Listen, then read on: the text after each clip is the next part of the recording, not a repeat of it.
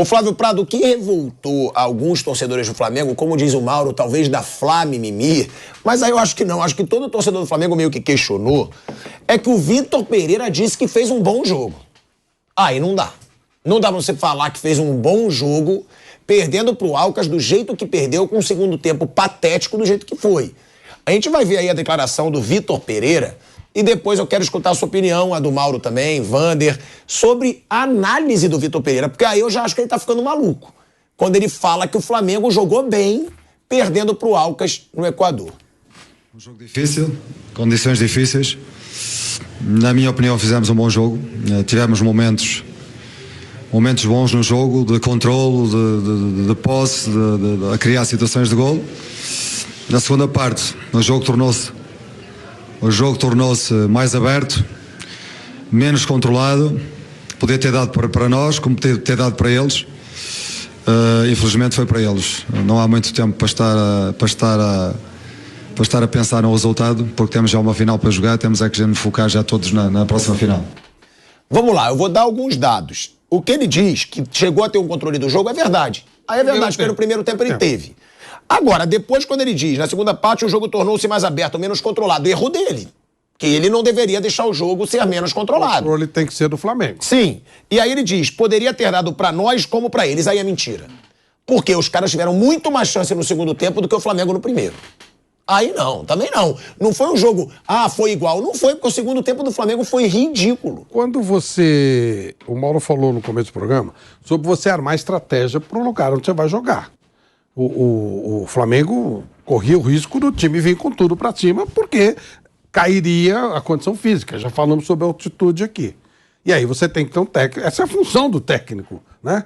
Ora, é uma situação diferente, vamos tocar mais a bola, vamos valorizar mais a posse de bola, talvez dê para dar uma carga maior no primeiro tempo e ganhar o jogo. Então, se você é envolvido pelo adversário extremamente inferior a você, no primeiro tempo você jogou melhor quando você tinha mais gás. Mas dava para saber, a gente imagina, né, que um treinador do nível do Vitor Pereira saiba que no segundo tempo o time vai cair de produção, não haja defeito. É o mínimo que se espera que ele saiba, né? Se ele não sabia disso aí, já temos que contestar até a competência dele com relação à comissão técnica, etc.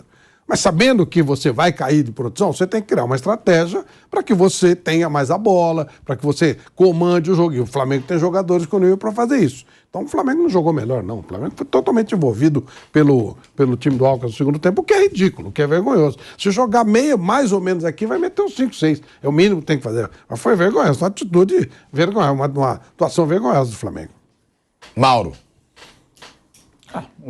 Acho que eu não tenho muito o que falar, não. Acho que é uma falta de autocrítica dele. Sabe o que eu acho ali? Essa é declaração da boca pra fora. Você falou, não tem nada a ver com o que foi o jogo. Só essa parte inicial, de fato, que o primeiro tempo não foi ruim, como eu falei. Foi um bom primeiro tempo dentro das circunstâncias e das características peculiares do jogo na altitude. Você tem que ter uma noção. Não dá pra jogar na altitude esperando que vai jogar com aquela força, intensidade, velocidade. Não vai ser. Até porque se você tentar jogar assim, tá arriscado você morrer no meio do jogo. E aí ficar sem condição e você vai perder o jogo no segundo tempo. O time controlou o primeiro tempo e, de qualquer maneira, foi péssimo no segundo. Eu acho, para mim, isso é a declaração da boca para fora. Ele, ao contrário do Paulo Souza, que criticava os jogadores abertamente, ele não o faz. Ele não quer perder o grupo. Ele já percebeu, pela relação que teve no Corinthians, compara as entrevistas dele no Corinthians com as desse ano. Ele era muito mais direto. Ele agora está sendo mais político. Lá dentro, não sei como é que ele conversa com os caras. De repente, até com um ou outro, fala, uma porcaria, jogamos mal, errei, vocês erraram, não sei o quê, não sei como é que é. Mas na coletiva, ele vai no discurso para consumo externo. Que, não, fizemos um bom jogo, ele não quer criticar os jogadores. Claramente isso. Eu não acredito que ele pense assim. Não é possível, não é possível. Para mim, isso é da boca para fora. Por isso que eu digo, coletivo é aquela coisa, a gente acompanha e tudo para ver o que o cara vai falar, né? Mas coletivo não é na coletiva que você vai apurar uma grande matéria, um grande furo. Geralmente as declarações são muito pensadas, raramente alguém fala algo realmente bombástico, porque você está ali por uma obrigação. Você perguntar para o cara, você quer dar uma entrevista agora? Cara, acabei de perder pro Alcas, você acha que eu quero dar entrevista? Ele vai dar, que ele é obrigado a dar entrevista. O Everton Ribeiro jogou nada, estava do lado dele, do lado ali. Você acha que ele é o capitão do time? Tem que ir, bonitão. Está lá no protocolo, você está ganhando para isso, faz parte do seu trabalho, ossos do ofício. Não, eu estava vendo aqui que foram 6 minutos de entrevista. Foi rapidíssimo. Agora, mas foi por quê? Porque escolheram pergunta ou porque... Não, foi rápido, assim, não sei por que razão, o que foi rápido foi rápido. Foi lá e tal, respondeu, daqui a pouco, a última pergunta, então acabou, tchau. Foi muito rápido, não durou muito tempo, não, foi bem mais rápido. Isso é protocolo. Então, eu acho que o que ele fala ali, não estou a defender, estou dizendo que eu não acredito que ele pense assim. Não é possível que ele pense assim. Mas ele não quer falar isso publicamente, que ele teria que atacar o time nas vésperas da final. Não vai arrumar uma treta agora com o jogador. Aí seria tolo se fizesse isso. O Paulo Souza cometeu esse erro, em alguns momentos, foi muito incisivo. Agora, no Corinthians ele fez. No Corinthians, o Vitor Pereira era mais autêntico, eu acho. No Flamengo ele está sendo mais político, porque ele já percebeu como funcionam as coisas. E para ele ser tão duro, ele vai ter que caminhar muito, ele teria que ganhar títulos, conquistar vitórias, virar um técnico respeitado pela torcida, aí ele pode peitar jogador. Hoje ele não tem a menor condição. Qualquer dividida com um desses medalhões, ele nem precisa ser medalhão, qualquer jogador mais ou menos do Flamengo, se ele dividir, como dividiu com o Roger Guedes, ele perde. Ele perde fácil hoje, porque a torcida tá de olho nele, está cobrando dele e tá pedindo a sua saída, muita gente pedindo a sua saída, então ele vai na manha. Mas eu discordo totalmente ali. A primeira parte concordo. Depois, dizendo que o jogo podia ser para qualquer lado, não podia ser para qualquer lado, só o Alcas levou perigo, o Flamengo não fez mais nada. O Flamengo não fez mais nada. O Flamengo não criou mais nada. Teve um chance com o Vitor Hugo no começo do segundo tempo. Foi. E só. Não teve mais nada. Teve lá a bola, depois uma bola outra. Teve uma cabeçada do Gabigol. Uma cabeçada fraca e teve aquela mais difícil que o goleiro defendeu, mas no final, que já estava perdendo. Já estava perdendo o jogo. E o mais bizarro é que o gol anulado, aliás, o gol anulado, achei incrível como é que o árbitro não viu a falta, né? Que ele estava do lado. A falta aconteceu. Mas a jogada se repete. Isso que eu achei muito grave. A jogada do segundo gol é daquela, olha... Dá tapa, caramba, passa numa facilidade. Ainda bem que teve uma falta ali e anulou o gol, né? Não podemos... Até os jogadores conversando, né? Dentro do VK, vamos acertar isso aqui.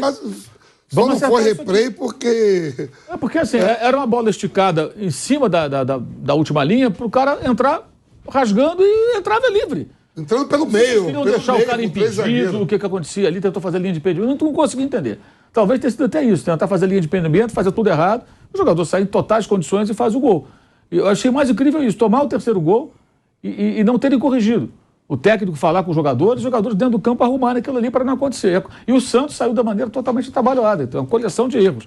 Mas eu discordo frontalmente de quase tudo que ele falou na coletiva. Para mim isso aí é só da boca para fora. Não, e tem outra coisa, né? Vale a gente saber, eu vou até perguntar pro Viga também, porque pode ser coincidência, mas eu acredito que não. Já é a segunda entrevista coletiva em jogo do Flamengo, quando o Flamengo perde, que ela dura 6 minutos. Se a gente comparar com a do Abel Ferreira, foram 15 minutos, a do Abel Ferreira pro Palmeiras. E muitas vezes a assessoria de imprensa do Flamengo, ela escolhe quem pergunta. Então tem que saber. Não, mas isso não é certo. Lógico que não. Isso não é certo. O próprio Viga já foi proibido de perguntar, não colocam algumas pessoas para perguntar. E aí eles pegam amiguinhos, a gente sabe disso, tem repórter amiguinho, que ganha furo de assessoria, que ganha furo de gente dentro do Flamengo, que aí pode perguntar. Tem que ver isso também. Porque na que o Viga foi proibido de falar, foram 3 perguntas da mesma empresa. A gente sabe qual. Né? O principal veículo de comunicação do Brasil. Foram 3 perguntas da mesma empresa. E o Viga da Jovem Pan não pôde perguntar. Então também tem que se questionar isso. Por que 6 minutos? O torcedor não merece saber o que está acontecendo, não merece ver repórteres questionando a situação do Vitor Pereira, do Flamengo, dos jogadores, como diz o Mauro. Então eu acho que tem que prestar atenção nisso. 6 minutos de entrevista coletiva, eu acho desrespeito aos colegas de imprensa, de canais independentes que vão até o Equador para escutar 6 minutos de entrevista e pronto, é a última, acabou, tchau. Agora, teve também, a gente vai ver outra sonora do Vitor Pereira, e o Fluminense foi o brasileiro que fez bonito ontem, hein? O único que venceu até agora na Libertadores. O único que venceu até agora na Libertadores, 3-1 no Sporting Cristal, fora de casa, Marcelo dando um bonito passe, é o que eu falo. Estão também falando na internet, nossa, que maravilha o passe do Marcelo. Foi bonito, mas já é uma bela estreia. Sim, ele é craque. Mas já é uma bela estreia do Marcelo, a gente vai falar sobre isso. Agora, o Vitor Pereira, ele falou o que o Mauro sempre diz, do Flamengo hoje não ter um time titular. E ele deixou claro isso. Ele fala, eu vim para comandar 20 e tantos jogadores, e não 11. E aí, ele fala, quando ele foi perguntado, o motivo de usar um time reserva, entre aspas. Eu não estou numa fase de observar os jogadores, estamos numa fase em que temos que competir e competir com intensidade. Portanto, eu não sou, o meu perfil de técnico, eu não sou um técnico que jogo, que trabalho com 11 jogadores. Portanto, eu não vim para o Flamengo para trabalhar 11 jogadores eu vim para o Flamengo para trabalhar com 20 e muitos jogadores, para tentar evoluí-los, fazer evoluí-los a todos, prepará-los a todos para jogar, e nós para jogarmos um calendário, como este, porque no domingo somos obrigados a ganhar o jogo. Nós somos sempre obrigados a ganhar o jogo.